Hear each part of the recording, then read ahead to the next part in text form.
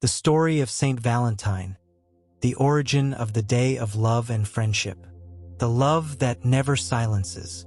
A novel inspired by the story of Saint Valentine. Under the shadow of the empire, dusk fell over Rome as soldiers patrolled the cobbled streets. The city, though majestic, was enveloped in a tension that grew more palpable by the day. The persecution of Christians was intensifying, and any act against the emperor's edict could mean death. In a humble house on the outskirts of the city, a man with a serene gaze and simple clothing prepared to receive two young lovers. His name was Valentine, a Christian priest who secretly officiated weddings for those who refused to renounce love. That night, Lucius, a young soldier, and Julia, his Christian beloved, risked everything to consecrate their union before God. "Father Valentine, thank you for receiving us," Lucius said, his face flushed with both excitement and fear. "God unites what man cannot separate," Valentine replied with a warm smile. As he performed the ceremony in the dim candlelight, Valentine knew that each wedding was a direct defiance of Emperor Claudius II's decree, which forbade young soldiers from marrying, convinced that a single man made a better warrior. But to Valentine, love was a gift from God that no emperor, no matter how powerful, could extinguish. Betrayal and capture. As nights passed, more couples came seeking Valentine's blessing. However, his courage did not go unnoticed. An informant, enticed by the imperial reward, betrayed him. One afternoon, as Valentine visited a Christian family in the city, soldiers burst in violently. "By order of Emperor Claudius II, you are under arrest for defying the law," the centurion declared, shackling his hands. Valentine did not resist. He knew his fate was in God's hands. Faith in the darkness. The prison was a damp and grim place, but his spirit did not waver. There, he met Asterius the jailer, a rough and skeptical man. Valentine spoke to him of Christ's love and the power of faith, but Asterius scoffed.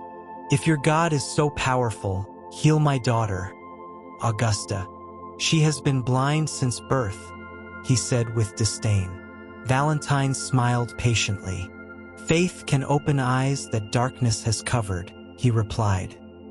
He placed his hands over the young girl's eyes and prayed fervently.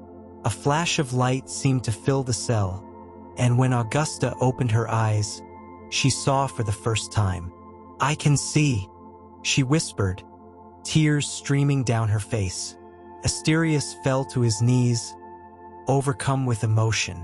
But the miracle did not stop Valentine's cruel fate. The final testament. Rather than being softened, Emperor Claudius sentenced Valentine to death. Before his execution, Valentine wrote a letter to Augusta, signing it with the words, "From your Valentine." On February 14th, Valentine was beheaded, but his legacy endured. His sacrifice for love and faith was never forgotten, and centuries later, his name would be remembered not just as a saint, but as the patron of lovers.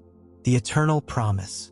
After Valentine's execution, Augusta and her father, Asterius, embraced the Christian faith. Asterius renounced his position and began protecting persecuted Christians. Augusta dedicated her life to serving the sick and the needy. As years passed, the memory of Valentine became a sacred story, whispered in secret among Christians. Though the empire continued its persecution, the flame of faith never faded. A new dawn. While serving on the streets of Rome, Augusta met Felix, a young physician devoted to helping the less fortunate. Though not a Christian, Felix was intrigued by Augusta's compassion and unwavering faith. "How can you believe in a God who allows so much suffering?" Felix asked her one afternoon. "God does not abandon us in suffering. He walks with us through it," Augusta replied. Over time, Felix began to question his own beliefs and grew closer to Christianity. But in a city where faith could cost one's life, His decision would not be easy. The shadow of the enemy. A new enemy emerged in the form of Marcus Severus, a Roman senator who saw Christians as a threat to the empire's order. Determined to eradicate their influence, he launched a relentless persecution. When Felix was discovered aiding wounded Christians, he was arrested and brought before Severus. "Renounce this faith, and your life will be spared," the senator offered. But Felix, inspired by Augusta and Valentine's sacrifice, refused. "I would rather die with faith than live in a lie," he declared bravely. Meanwhile, Augusta and Asterius planned a way to save Felix before his execution. In their search, they found unexpected allies. A group of rebel Christians led by a woman named Livia, who had sworn to protect her people at any cost. Together, they devised a daring plan to rescue Felix from the Senate's dungeons, facing dangers that could cost them their lives. Resistance in the shadows. With time against them, Augusta, Asterius, and Livia gathered their band of rebel Christians.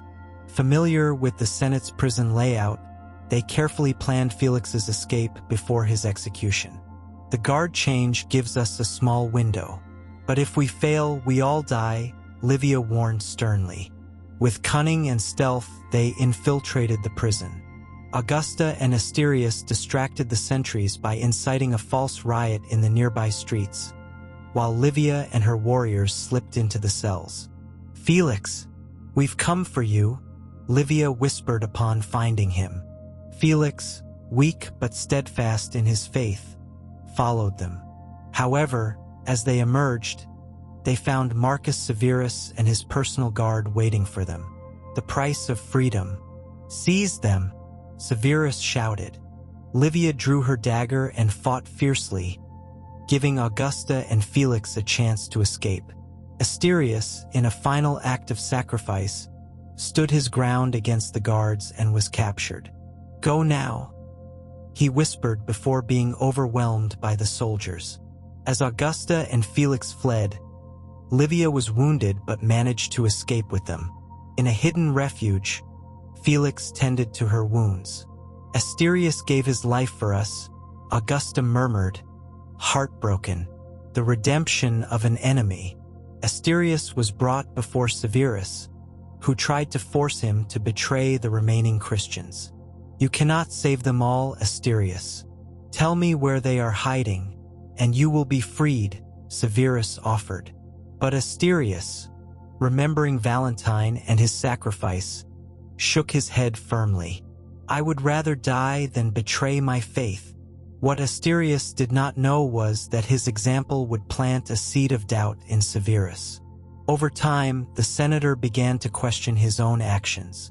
The final revelation. While Augusta and Felix remained in hiding, Livia decided to confront Severus directly. On a silent night, she infiltrated his villa. "You fear the emperor just like we do," Livia whispered. Severus, taken aback, did not call for his guards. For the first time, someone confronted him not with hatred, but with truth. "I always believed I served order, but perhaps I only served fear," Severus murmured. That night, his heart began to change. The legacy of Valentine.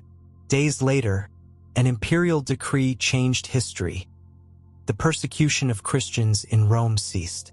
Behind the decision was Severus, who had finally understood Valentine's message. Augusta, Felix, and Livia lived to tell the tale, and the Christian faith spread beyond the empire's borders. The sacrifice of Valentine, Asterius, and so many others had not been in vain. Valentine's letter to Augusta, signed "From your Valentine," became a symbol of eternal love, faith, and resistance. And so, the name of Saint Valentine was etched in history, not just as a saint, but as the true witness of love that never silences.